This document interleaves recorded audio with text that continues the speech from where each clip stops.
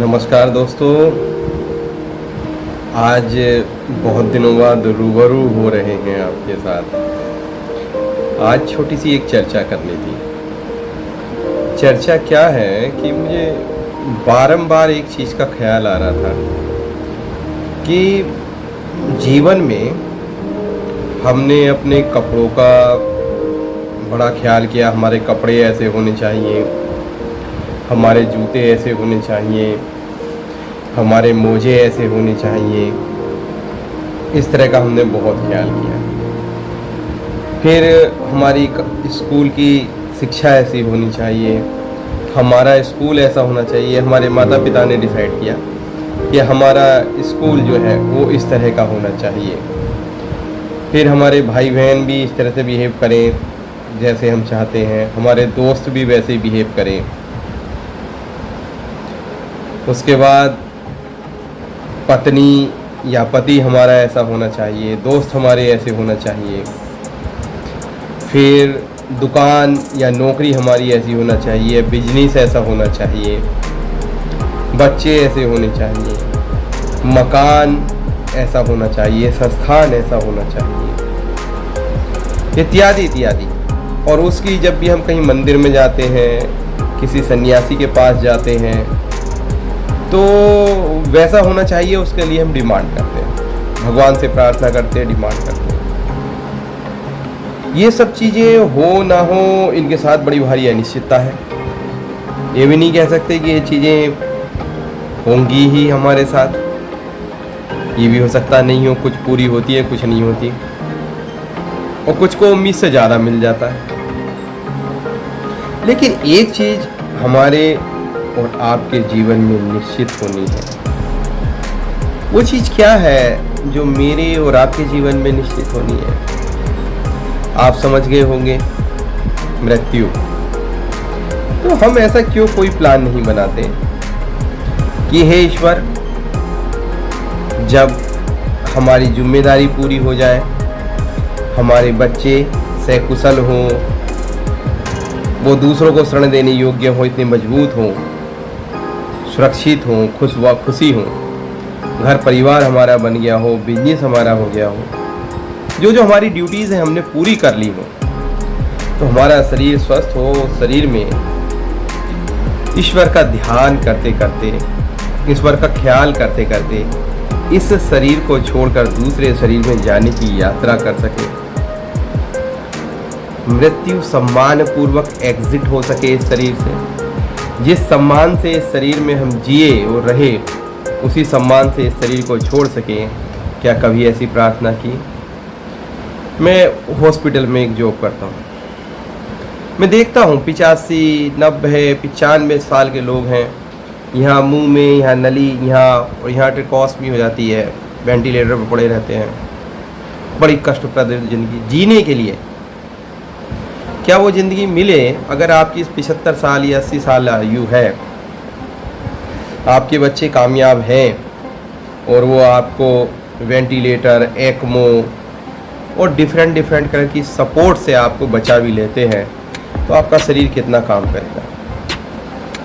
सोचो, क्या उस शरीर में आप खुश रह पाओगे? जबकि एक नन्हा सा अगला शरीर आपका वेट कर रहा है, जिसमें माँ आपको गोद में लेगी, पापा आपको खिलाएंगे, बड़ी गाड़ी में आप घूमेंगे, आप बहुत कुछ कर सकते हैं। अगला शरीर आपका वेट कर रहा है और आपके इधर लोग खींच रहे हैं मुंह।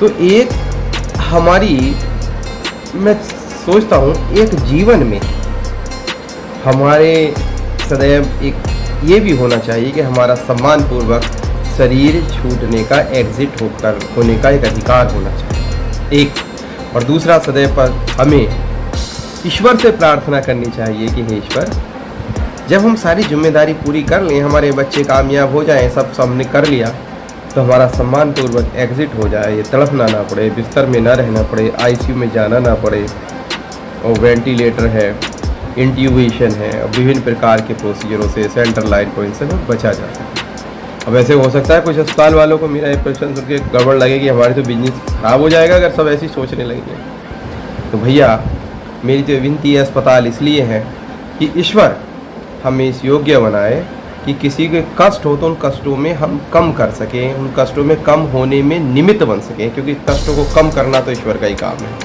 ठीक करना भी ईश्वर का ही काम है। तो हम उसमें निमित्त बन सकें और उस निमित्त के फलस्वरूप जो कुछ मिलता है वो ठीक है।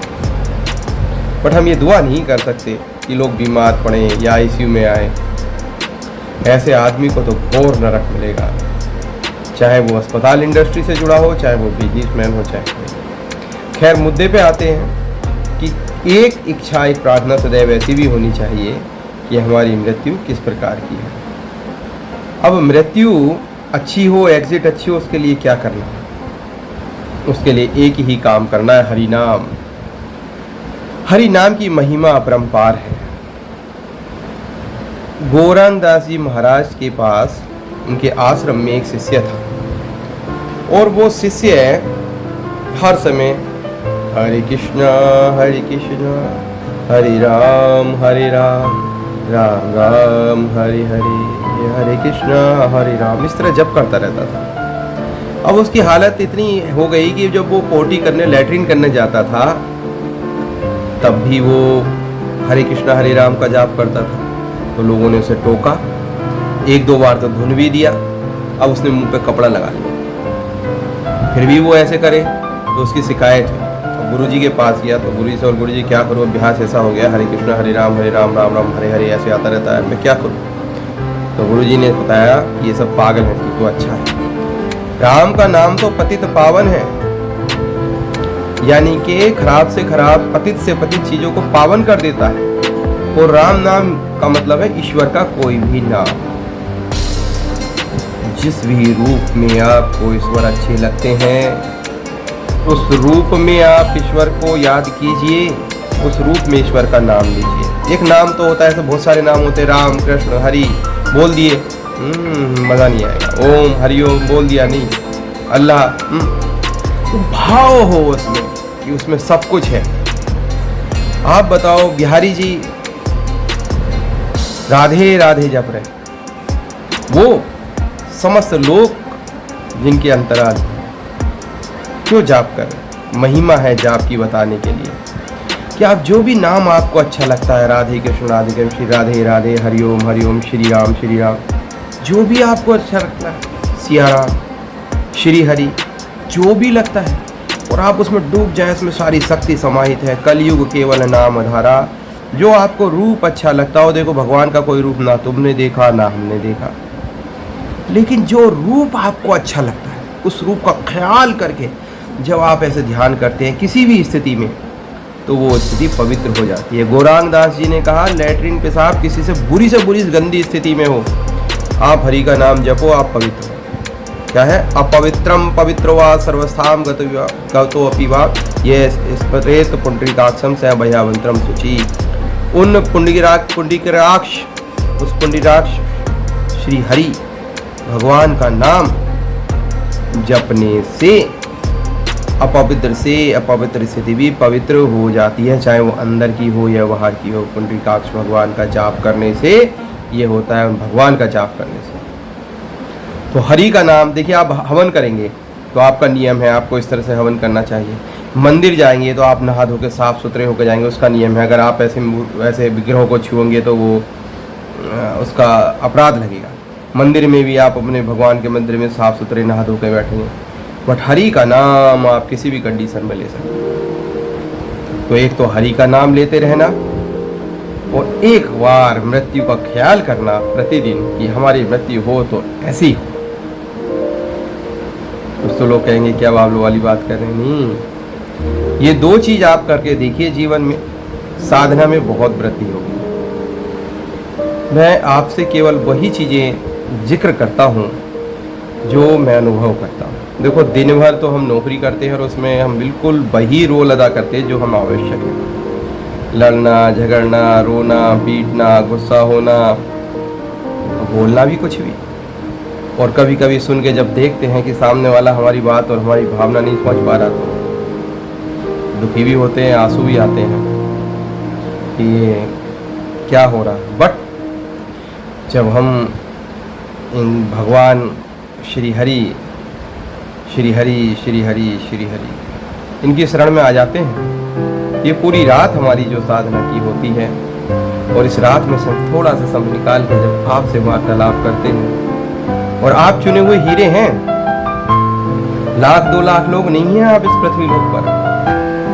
आप श्री हरि से जुड़े हुए गिने चुने 50-60 लोग, 100-70 लोग हैं, बहुत ज़्यादा नहीं है, जो इस पूरे सत्संग को और हमारी पूरी वार्तालाप को ध्यान से सुनते हैं।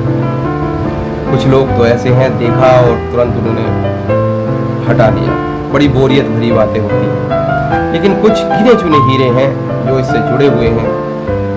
समय बहुत खराब है, इस समय में जो हरि के नाम से जुड़ा रहेगा उसकी नैया पार हो जाएगी, वरना आप देखिएगा हर एक के जीवन में भूचाल आ रहा है। देशों में युद्ध, परमाणु बम लिए हुए लोग हैं, कभी भी फट जाए कितनी बुरी मौत होगी, रासायनिक हथियार है, घर घर में लड़ाई है, पुत्र पिता को मार रहा है संपत्ति के लिए, भाई भाई से लड़ रहा है, बेटियां अपने पिता के पास सुरक्षित नहीं है, पड़ोसी के पास तो बहुत दूर की बात हो गई।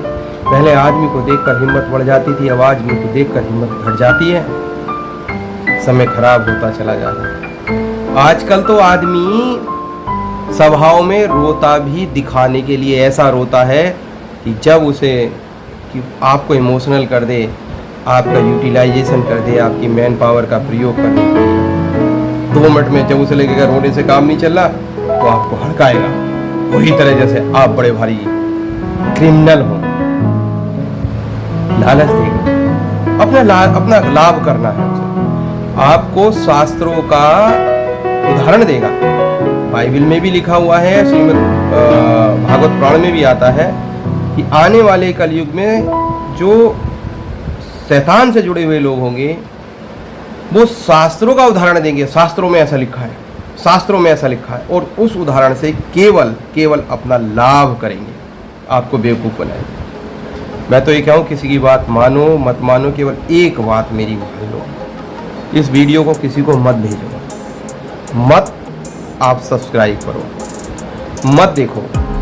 कि अगर आपने 13 मिनट की वीडियो देखी है तो मेरी एक बात मान लो, एक बार मृत्यु का ख्याल करो, और जितना हो सके सांसों सांस उस हरि का नाम लो, जो भी तुम्हें अच्छा लगता हो, और उसकी भावनाओं में खो जाओ। अपनी वाणी को मैं विराम दूंगा।